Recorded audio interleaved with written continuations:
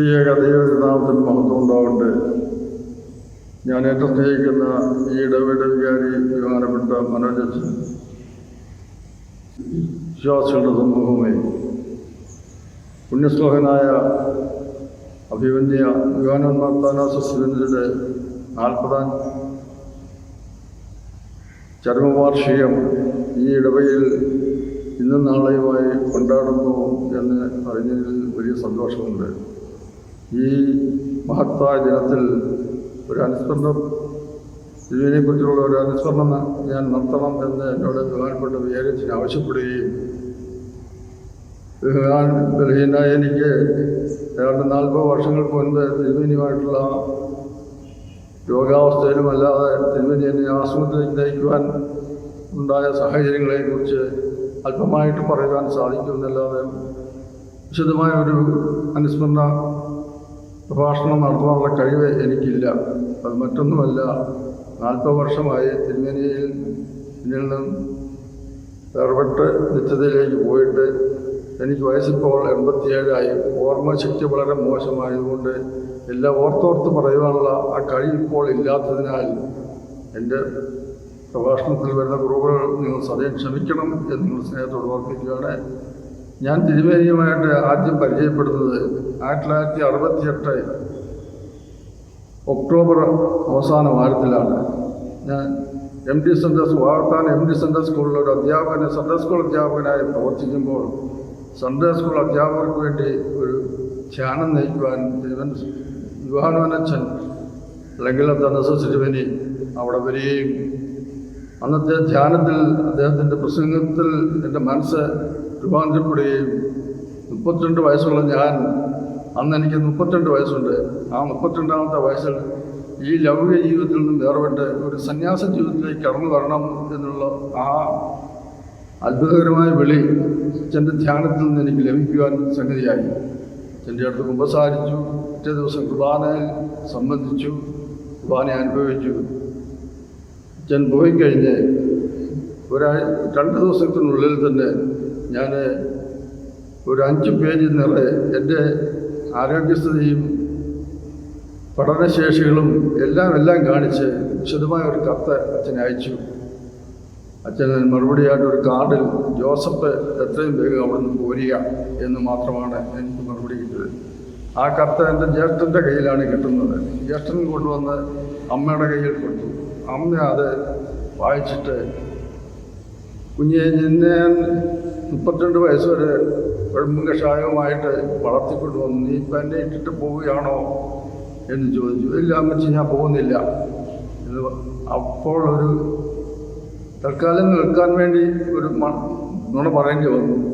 അന്ന് രാത്രിയിൽ പ്രാർത്ഥനായോഗത്തിന് പോയി ദിവസം രാവിലെ വെളുപ്പം കാലത്ത് ഞങ്ങൾക്കടുത്തുള്ള കൈതപ്പള്ളിയിൽ കുർബാനയ്ക്ക് പോവുകയാണെന്ന് പറഞ്ഞ് എൻ്റെ അടുത്തുള്ള ഒരു സഹോദരനോട് 10 രൂപ കടം മേടിച്ച് ഞാൻ ഇറങ്ങി തിരിച്ചു. എൻ്റെ ഇപ്പോൾ അടുത്തുള്ള എൻ്റെ കൊച്ചുപെങ്ങൾ മെറീന എന്നാണ് അവളുടെ പേര്, മേൽക്കുട്ടി എന്നായിരുന്നു പേര്, മെറീന എന്നാണ് ഇപ്പോൾ മഠത്തിലെ പേര്. ആ കൊച്ചിനോട് മാത്രം ഞാൻ പറഞ്ഞു ഞാൻ ബദിയിലേക്ക് പോവുകയാണ്. അപ്പോൾ എൻ്റെ ജ്യേഷ്ഠൻ്റെ മക്കൾ എന്നെ അപ്പാപ്പി എന്നാണ് വിളിക്കുന്നത്. അവളും അതുകൊണ്ട് എന്നെ അപ്പാപ്പി എന്നാണ് വിളിച്ചുകൊണ്ടിരുന്നത്. അപ്പാപ്പി പൊക്കോ, ഞാനും പുറകെ വന്നോളാം എന്നോട് പറഞ്ഞു. അത് അന്വർത്ഥമായി തീരുകയും ചെയ്തു. ഏതാണ്ട് 3 വർഷം കഴിഞ്ഞപ്പോൾ BA പാസ്സായി കഴിഞ്ഞ അവസരത്തിൽ മെറീന മഠത്തിൽ ചേരുകയും ഇപ്പോൾ അവിടുത്തെ ഒരു കന്യാസ്ത്രീയായിട്ട് അനുഗ്രഹമായി പ്രവർത്തിക്കുകയും ചെയ്യാൻ സംഗതിയാക്കുന്നു. ബഹുമാനപ്പെട്ട യോഹന്നാനച്ഛൻ്റെ ആധ്യാത്മിക ജീവിതവും ധ്യാനപ്രസംഗങ്ങളും അനേകരെ ദൈവത്തിലേക്ക് ആകർഷിക്കാൻ സംഗതിയാക്കി. അനേകർ അവരുടെ മദ്യപാനം, മാനസിക രോഗം ഇവയൊക്കെ നീങ്ങി ജീവിതത്തിൽ നല്ല പാത തിരഞ്ഞെടുക്കുവാൻ അവർക്ക് വഴി ദൈവം കൊടുത്തു. അത് മറ്റാരിലും കൂടിയല്ല, ബഹുമാനപ്പെട്ട യോഹന്നാനച്ഛൻ്റെ ധ്യാനപ്രസംഗത്തിലൂടെയാണ്. സഭയിലൊരു വലിയ ധ്യാന ഗുരുവായി വളർന്നു കഴിഞ്ഞപ്പോൾ സഭയ്ക്ക് കൊള്ളാവുന്ന ഒരു മെത്രാപ്പൊലീത്തായിത്തീരും എന്ന് സഭയ്ക്ക് ബോധ്യം വന്നതിൻ്റെ ഫലമായിട്ടാണ് 1978 ആവലിക്കര വെച്ച് കൂടിയ മലങ്കര അസോസിയേഷനിൽ അദ്ദേഹത്തെ മെത്രാപ്പൊലീത്ത സ്ഥാനത്തേക്ക് തിരഞ്ഞെടുക്കുകയും 78 മെയ് 15-ാം തീയതി പഴഞ്ഞിപ്പള്ളിയിൽ വെച്ച് അദ്ദേഹത്തെ യോഹന്നാൻ അത്താനാസിസ് എന്ന പേരിൽ വാഴിക്കുകയും ചെയ്തു. അദ്ദേഹത്തെ ഏറ്റവും സ്നേഹിച്ച ഒരു മെത്രാപ്പോലീത്താണ് പാറട്ടുമാർ ഇവാനിയോസ്, കോട്ടയം ഭദ്രാസന അധിപൻ. അദ്ദേഹത്തിൻ്റെ പിൻഗാമിയായിട്ട് ഈ അത്താനാസിസിനെ കിട്ടണം എന്ന് അദ്ദേഹത്തിന് വലിയ ആഗ്രഹമായിരുന്നു. എന്നാൽ അന്ന് മെത്രാപ്പൊലീത്തമാർ കുറവായിരുന്നതുകൊണ്ട് ബോംബെ ഭദ്രാസനം രൂപീകൃതമായി ബോംബെ ഭദ്രാസനത്തിനെ നിയമിക്കുവാനായിട്ട് സുന്നതോസ് തീരുമാനിച്ചപ്പോൾ യോഹന്നാൻ തിരുമേനി പ്രായമായിരിക്കുന്നതുകൊണ്ട് തിരുമേനി ഞാൻ ആഗ്രഹിക്കുന്ന ഒരു കാര്യം ഈ സുന്നതോസ് എനിക്ക് അംഗീകരിച്ച് തരുന്നില്ല എങ്കിൽ ഞാനിപ്പോൾ ഇറങ്ങിപ്പോവുകയാണെന്നുകൊണ്ട് യോഹന്നാൻ തിരുമേനി സുന്നതോസിൽ നിന്ന് ഇറങ്ങിപ്പോയോ. അപ്പോൾ തിരുമേനെ പുറകോട്ട് വിളിച്ച് അത്താനാസിസിനെ തന്നെ ബോംബെക്ക് നിയമിക്കുകയും അങ്ങനെ ബോംബെ ഭദ്രാസനത്തിൻ്റെ അധിപനായിട്ടാണ് ആദ്യം നിയമനായത്. നയിച്ചുവെങ്കിലും കോട്ടയം ഭദ്രാസനത്തിലേക്ക് വീണ്ടും തിരിച്ച് നിയമനമുണ്ടായി. ദൈവത്തിൻ്റെ കൃപാവരം എത്രമാത്രം നമുക്കാർക്കും നിശ്ചയമില്ല. 1970 ഒരു വർഷം, അതായത് 79 ഏപ്രിൽ മാസം വരെയും മലങ്കര സഭയിൽ ഓടി നടന്ന് തൻ്റെ ആത്മീയ ഒരു ബിഷപ്പ് എന്ന നിലയിൽ, ഒരു മെത്രാപ്പൊലീത്ത എന്ന നിലയിൽ അനേക ജീവൻ്റെ വചനങ്ങളെ ഉദ്ഘോഷിക്കുകയും അനേകരെ ദൈവത്തിലേക്ക് ആകർഷിക്കുകയും ചെയ്യാൻ ദൈവസംഗതിയാക്കി. എന്നാൽ 79 ഏപ്രിൽ മാസം ആയപ്പോഴേക്കും തൊണ്ടയിൽ വേദന അനുഭവപ്പെട്ടു. തൈറോയിഡിൻ്റെ അസുഖമായിരിക്കുമെന്ന് കരുതി വെല്ലൂരിൽ ശുശ്രൂഷകൾ നടത്തിക്കൊണ്ടിരുന്നപ്പോൾ ക്യാൻസറാണെന്ന് ബോധ്യപ്പെട്ടു. ഏതാണ്ട് ജൂൺ 8-ാം തീയതി വീണ്ടും തിരുമേനിയെ അവിടെ അഡ്മിറ്റ് ചെയ്ത് ഓപ്പറേഷന് വിധേയനാക്കുകയാണ് ചെയ്തത്. ജൂൺ 8-ാം തീയതിയുള്ള ഓപ്പറേഷനിൽ നടക്കുന്നതിന് മുൻപായിട്ട് തിരുമേനി ഒരു കാര്യം ആവശ്യപ്പെട്ടിരുന്നു.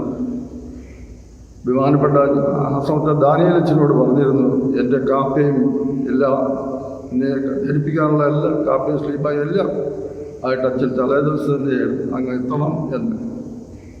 അച്ഛൻ തലേദിവസം അവിടെ എത്തി. പക്ഷേ കാപ്പയും സ്ലീപ്പായും ഒന്നും എടുക്കാൻ അച്ഛൻ തയ്യാറായ മറന്നുപോയെന്നാണെന്ന് പറയുന്നു. ഏതായാലും കൊണ്ടുവന്നില്ല. ഉടനെ തന്നെ രാത്രി തന്നെ വീണ്ടും ആളെ വിട്ട് ഈ ഓപ്പറേഷൻ നടക്കുന്നതിന് മുമ്പ് ആയിട്ട് തന്നെ കാപ്പയും സ്ലീവായും എല്ലാം അവിടെ എത്തിച്ചു. ഓപ്പറേഷൻ രാവിലെ 8 മണിക്ക് തിയേറ്ററിൽ കയറി. ഏതാണ്ട് വൈകുന്നേരം 5 മണി ആയപ്പോഴേക്കും എനിക്ക് പെട്ടെന്നൊരു അസ്വസ്ഥം തോന്നി. ഹാർട്ട് നിന്നുപോയി. പെട്ടെന്ന് മനോരമയിൽ ഇവന് കാലം ചെയ്തു എന്ന വാർത്തയാണ് പ്രിൻ്റ് ചെയ്യുന്നത്. ഏതാനും നിമിഷങ്ങൾക്കുള്ളിൽ അടുത്ത തിയേറ്ററിൽ ഡോക്ടർ കെ ചെറിയാൻ നിൽപ്പുണ്ടായിരുന്നു. അഭിമന്യ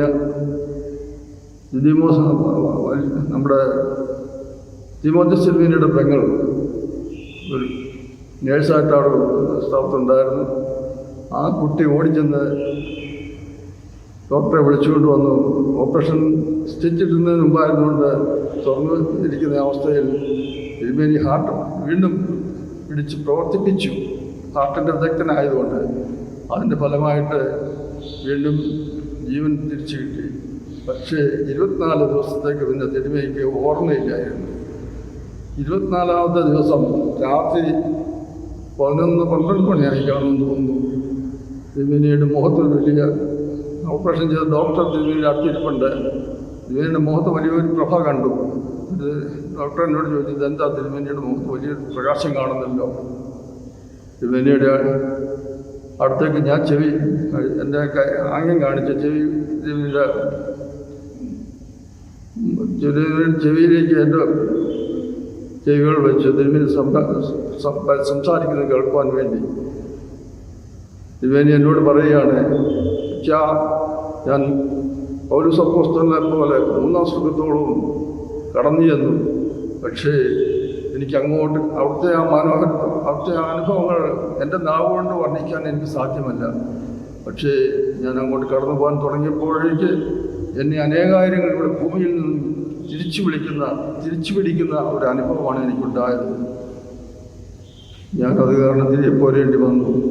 ഇനി എൻ്റെ മനസ്സിൻ്റെ ആഗ്രഹം മുഴുവൻ എനിക്ക് ആ ഭാഗ്യത്തിലേക്ക് പോയാൽ മതി എന്നുള്ള ചിന്തയായിരുന്നു.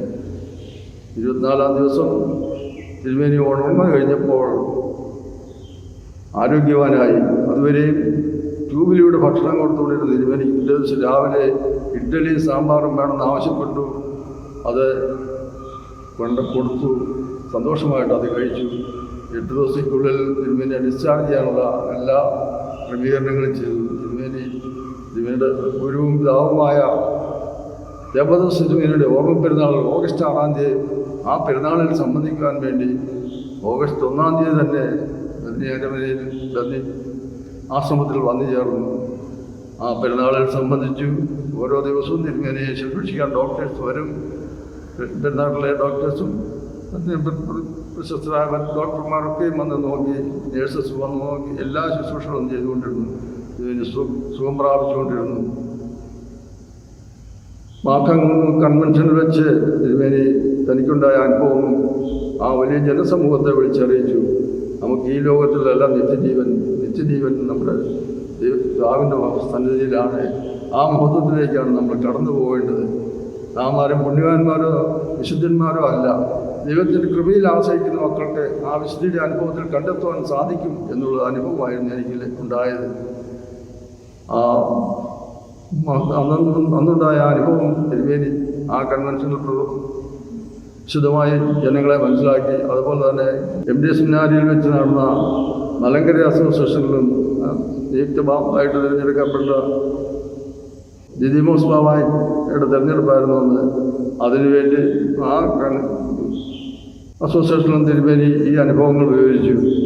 എന്നാൽ എല്ലാറ്റിലും ദൈവത്തിൻ്റെ ഇഷ്ടമാണ് നടക്കുന്നതെന്നുള്ളതിൻ്റെ ഒരു വലിയ വ്യക്തതയാണ്. തിരുമേനി കോട്ടയം ഭദ്രാസനത്തിൻ്റെ ചാർജ് ഏറ്റെടുക്കാനുള്ള ആഗ്രഹത്തോടുകൂടി പാമ്പാട് ജേറുകളിൽ പോയി താമസിക്കാൻ തുടങ്ങി.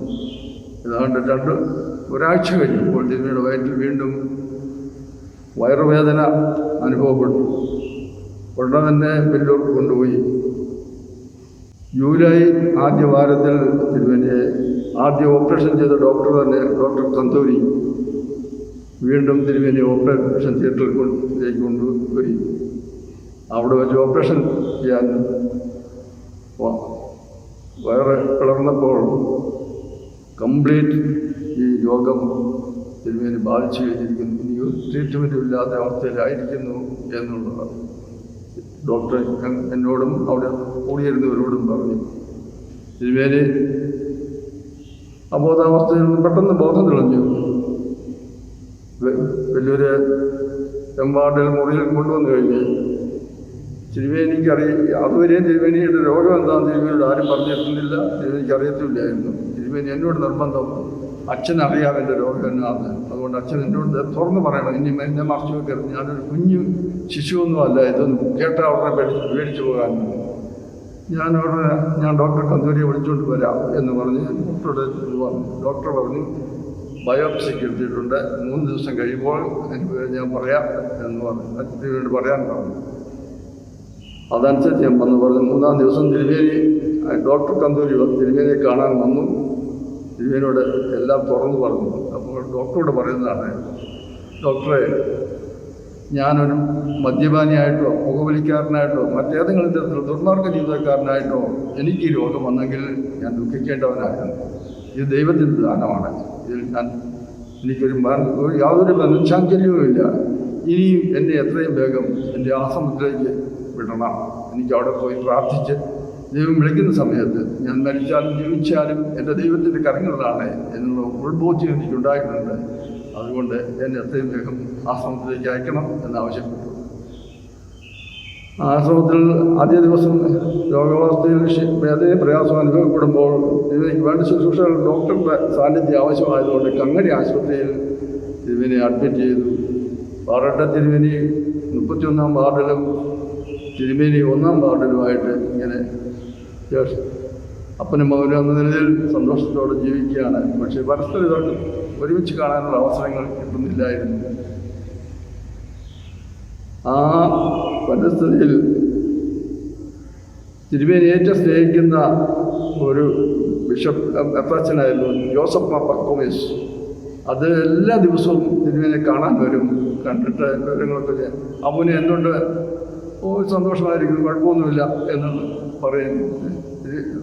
പെട്രോൾ തിരുമേനി വന്ന ഉടനെ കട്ടിലോട്ട് കയറിയിരുന്ന് ഇതിനെ കെട്ടിപ്പിടിച്ച് രണ്ടുപേരും കൂടെ ആ അബ്ശാലോമും ദാവീദും തമ്മിലുള്ള സ്നേഹം പോലെ ഒരു സ്നേഹം പങ്കുവെച്ച് നിൽക്കുകയായിരുന്നു. എന്നാൽ തിരുമേനി കാലം ചെയ്യുന്നതിന് 8 ദിവസം മുമ്പ് പക്കുമ്പ തിരുമേനി വന്നപ്പോൾ അവന് എനിക്കൊരാഗ്രഹമുണ്ട്. എന്താ, തിരുമേനിക്ക് അങ്ങ് പെരുന്നാട്ടിൽ പോകണമെന്നാണോ? അല്ല. പിന്നെ പമ്പാട് ദേവറായി പോകണമെന്നാണോ? അല്ല. ഞാൻ മരിക്കുമ്പം എൻ്റെ പ്രിയപ്പെട്ടവരും എൻ്റെ സ്നേഹിതരും എനിക്കുള്ളവരെല്ലാവരും എനിക്ക് വേണ്ടി പ്രാർത്ഥിക്കുന്ന ആ ഒരു പ്രാർത്ഥനാപരമായ അന്തരീക്ഷത്തിൽ എൻ്റെ ആത്മാവിനെ ദൈവം വിളിക്കണമേ എന്നുള്ള ഒരു പ്രാർത്ഥനയാണ് എനിക്കുള്ളത്. അതിന് തിരുമേനി ഇവിടെ ഉണ്ടാവണം എന്ന് പറഞ്ഞു. പക്ഷേ തിരുമേനി അത് മനസ്സിൽ ഉൾക്കൊണ്ടുകൊണ്ട് കൂടെ വരികയും പാമ്പാടി വരും, കങ്ങഴ വരും. പിന്നെ ഈ ശനിയാഴ്ച അന്ന് തിരുമേനിയുടെ അരമനയിൽ കണ്ടനത്ത് പോയി. ഞായറാഴ്ച 12 മണിക്കാണ് ഈ പിതാവ് കാലം ചെയ്യുന്നത്. ആ സമയത്ത് വിവരം അറിയിച്ചു. പക്ഷേ തിരുമേനിക്ക് വരാൻ പറ്റുന്ന കാറുമില്ല, സൗകര്യങ്ങളില്ലാതെ വന്നപ്പോൾ തിരുമേനി ആപ്പാടെ വിഷമിച്ചു. എങ്കിലും സന്ധ്യയോടുകൂടി പമ്പാടി നേറയിൽ തിരുമേനിയുടെ മൃതശരീരം എത്തിച്ചേർന്നപ്പോൾ തിരുമേനിയും മന്തി ചേർന്നു. പക്ഷേ തിരുമേനിയുടെ ആ നല്ല ആഗ്രഹം എന്ന് പറയുന്നത് ജനങ്ങളും മെത്രാപ്പൊലീത്തമാരും ആശ്രമത്തിലെ അംഗങ്ങളും എല്ലാവരും ഒന്നു ചേർന്ന് തിരുമേനിക്ക് വേണ്ടി പ്രാർത്ഥിക്കുന്ന ഒരു അന്തരീക്ഷമാണ്. ഞായറാഴ്ച രാവിലെ മുതൽ വെളുപ്പാങ്കാലത്ത് പോലെ ആ അന്തരീക്ഷം അവിടെ ഒരുക്കിക്കൊണ്ടിരിക്കുകയാണ് തിരുമേനി. വെളുപ്പിന് 4 മണിയായപ്പോൾ എന്നോട് പറയുന്നു, എനിക്ക് അബ്സല്യൂഷൻ തരണം, കുസ്വയ തരണം, ഞാൻ പോവുകയാണ്. അയ്യോ തിരുമേനി അങ്ങനെ ഇപ്പോൾ അങ്ങനെ പറഞ്ഞാൽ അങ്ങനെയാണ്. അല്ല, എത്രയും പേര് തരണം. ഞാൻ പഠിച്ചു നിന്നപ്പോൾ സമയമാൻ്റെ പാട്ട് തിരുമേനി തന്നെ പാടാൻ തുടങ്ങി. ഞങ്ങളും കൂടെ പാടി. നേഴ്സുമാരെല്ലാം വന്നു. അത് കഴിഞ്ഞ് എന്നോട് പറയാം, ഡോക്ടർ ജോസഫ് ആ കങ്കൈ ആശുപത്രിയിലെ പ്രധാന ഡോക്ടറാണ്. അദ്ദേഹം എനിക്ക് വേണ്ടി ഒത്തിരി കഷ്ടപ്പെട്ടതാണ്. അദ്ദേഹത്തോടൊരു നന്ദി പറയേണ്ട കടമ എനിക്കുണ്ട്. അദ്ദേഹത്തെ വിളിക്കാൻ പറഞ്ഞു. അദ്ദേഹത്തെ വിളിച്ചു. അത് കഴിഞ്ഞപ്പോൾ പാമ്പാടിലെ യോഹന്നാൻ ബാച്ചിനെ വിളിക്കണം. അദ്ദേഹം എനിക്ക് വേണ്ടി ഒത്തിരി ഓടിയതാണ്. അദ്ദേഹത്തോട് നന്ദി പറയണം. അവിടെയും വിളിച്ചു പറഞ്ഞു. അത് കഴിഞ്ഞ് എൻ്റെ മൂത്ത പെങ്ങളെ കാനത്തിലുണ്ട്. ആ പെങ്ങളെ എത്രയും വേഗം വരുമെന്ന് അറിയിക്കണം. പെങ്ങളോട് ഒരു വാക്ക് പറയണം എനിക്ക്. അതിനേക്കാളെല്ലാം വരും ഞാനിപ്പോൾ ഓർക്കുന്നത്, ഞങ്ങളുടെ ആശ്രമത്തിലെ ജീപ്പച്ചൻ എന്ന് പറയും. ഞങ്ങളെല്ലാവരും അപ്പൻ എന്നാണ് സംബോധന ചെയ്യുന്നത്. ഞാൻ സുപ്പീരിയറായിട്ടും അത്താച്ചനായിട്ടും ഒക്കെ ഇരിക്കുമ്പോൾ അദ്ദേഹം ഇങ്ങേരോടെ ഇച്ചിരി ദേഷ്യത്തിലും മനസ്സിന് വിഷമമുണ്ടാക്കുന്ന രീതിയിൽ സംസാരിച്ചു പോകുന്നത്, മനുഷ്യൻ്റെ പിറകിൽ സംസാരിച്ചു പോയിട്ടുണ്ട്. അതിന് അങ്ങേരോട് ക്ഷമ എനിക്ക് പറയണം. അങ്ങനെയും വിളിച്ചുകൊണ്ട് വന്നു. അദ്ദേഹം കൊണ്ടുവന്നു. അദ്ദേഹം തിരുമേനിയെ കണ്ടപ്പോൾ വാവിട്ട് കരയുന്നല്ല പറയാൻ പറ്റിയില്ലായിരുന്നു.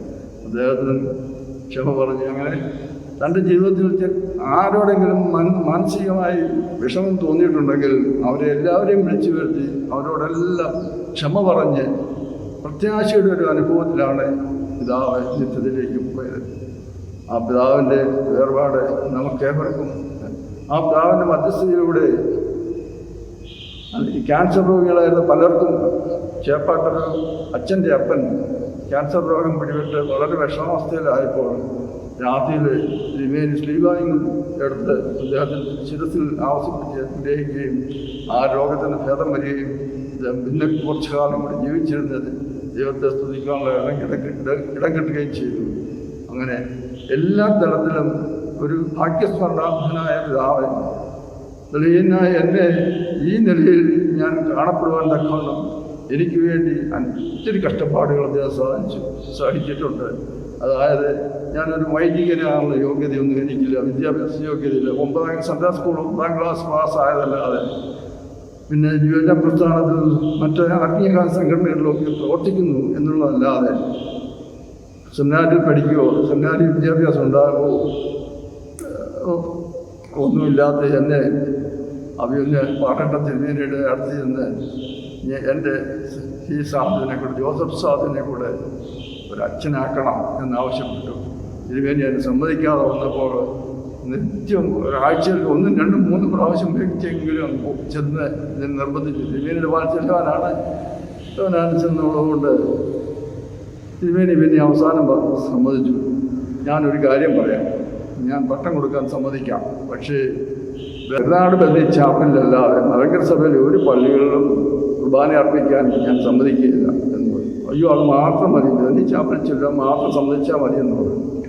അങ്ങനെ കൊണ്ട് കൽപ്പിച്ചതനുസരിച്ച് നെടുമറ്റത്തിലെ യുവാനന്മാർ സെവർ സിൽവേനിയെ കൊണ്ട് ഷെമാശപട്ടവും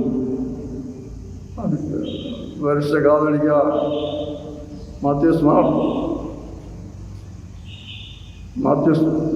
പ്രഥമൻ കാതോലിക്ക ബാബാ തിരുവനന്തപുരത്തുകൊണ്ട് വലിയ പട്ടവും തന്നു.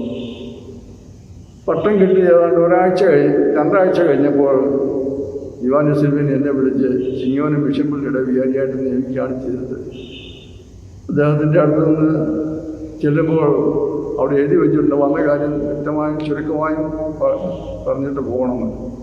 ഞാൻ ചെല്ലുമ്പോൾ അദ്ദേഹം ഒരു പുൽപ്പക കാണിക്കുന്നു. അദ്ദേഹത്തെ അച്ഛൻ ഇവിടെ വന്നിരിക്കെ അച്ഛന് പട്ടം തരുന്ന കാര്യത്തിൽ ഞാൻ ധനസിൽവേനിയായിട്ട് ഒത്തിരി ഉടക്കുണ്ടാക്കിയ കൂട്ടത്തിലാണ്.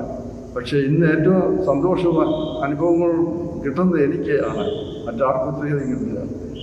അതിനെ തുടർന്ന് ചിങ്ങോനം മിഷൻപള്ളി, തെങ്ങണാപ്പള്ളി, പള്ളിക്കത്തോട് പള്ളി, ഇടുക്കിയിലെ ചേറ്റുകുഴിപ്പള്ളി, ഇങ്ങനെ ഒത്തിരി പള്ളികളുടെ ചുമതല. അന്നും ഇടുക്കി കോട്ടയം ഭദ്രാസനത്തിലാണ്. ഓരോ ആഴ്ചയിലും ഓരോരുത്തരുടെയൊക്കെ തിരുമേനിയുടെ കത്തടപ്രകാരം യോനാനച്ചൻ എന്നെ അയക്കുമായിരുന്നു. ഇതിനെല്ലാം ശേഷി ആത്മീയ ശക്തി എനിക്ക് തന്നത് ഈ പിതാവിൻ്റെ മധ്യസ്ഥത ഒന്ന് മാത്രമെന്ന് ഞാൻ പൂർണ്ണമായി വിശ്വസിക്കുന്നു. ഈ പിതാവിൻ്റെ മധ്യസ്ഥതയിൽ ആശ്രയിക്കുന്ന ഒരു മക്കൾക്കും ഒരിക്കലും നിരാശപ്പെടേണ്ട ആവശ്യം ഉണ്ടായിട്ടില്ല. എൻ്റെ ദൈവം നമ്മെ സഹായിക്കും. ഇതിനു വേണ്ടി ഞാൻ എന്നെ തന്നെ സമർപ്പിക്കും. ഈ പിതാവിൻ്റെ 40 വർഷമായ ഓർമ്മ പെരുന്നാൾ കൊണ്ടാടാൻ തുടങ്ങിയിട്ട് 1 വർഷം പോലും ആ ഓർമ്മ പെരുന്നാൾ സമ്മതിക്കാതെ പിൻവാങ്ങേണ്ട അവസ്ഥ എനിക്കുണ്ടായിട്ടില്ല. എന്ത് സാഹചര്യത്തിലായാലും എവിടെയായിരുന്നാലും ആ ഓർമ്മ ദിവസം ഞാൻ അവിടെ വന്നു. പിന്നെ വേറൊരു കാര്യം ഞാനിപ്പോൾ ഓർക്കുകയാണ്. തിരുമേനി കാലം ചെയ്യുന്നതിൻ്റെ 8 ദിവസം മുമ്പ് തിരുമേനിയുടെ ശുശ്രൂഷയ്ക്കായി നിന്നിരുന്ന തോമസ് വർഗീസ് അച്ഛൻ ഷമ്മാസനാണ്. അദ്ദേഹത്തിൻ്റെ കല്യാണം തിരുമേനി നടത്തണമെന്ന് അദ്ദേഹത്തിൻ്റെ വലിയ ആഗ്രഹമാണ്. തിരുമേനിയുടെ ആഗ്രഹം അത് തന്നെയായിരുന്നു. ആ രാത്രി മുഴുവൻ ഉറങ്ങാതെ കിടന്ന് തിരുമേനി രാവിലെ അച്ഛൻ്റെ ശിമാശൻ്റെ കല്യാണം നടത്താൻ പോകുന്നത് എങ്ങനെയാണെന്ന് ഞാനിങ്ങനെ ചിന്തിച്ചിരിക്കുമ്പോൾ കാറ് വന്നു.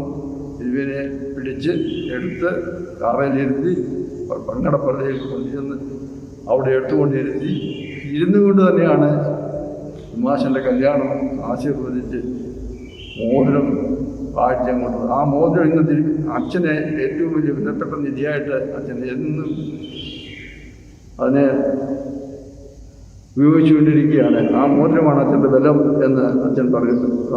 ഓർമ്മ ദിവസങ്ങളിലൊക്കെ വരുമ്പോൾ എല്ലാ വർഷവും അച്ഛനും തിരുമേനിയുടെ ഓർമ്മയ്ക്കായിട്ട് വരുന്നുണ്ട്.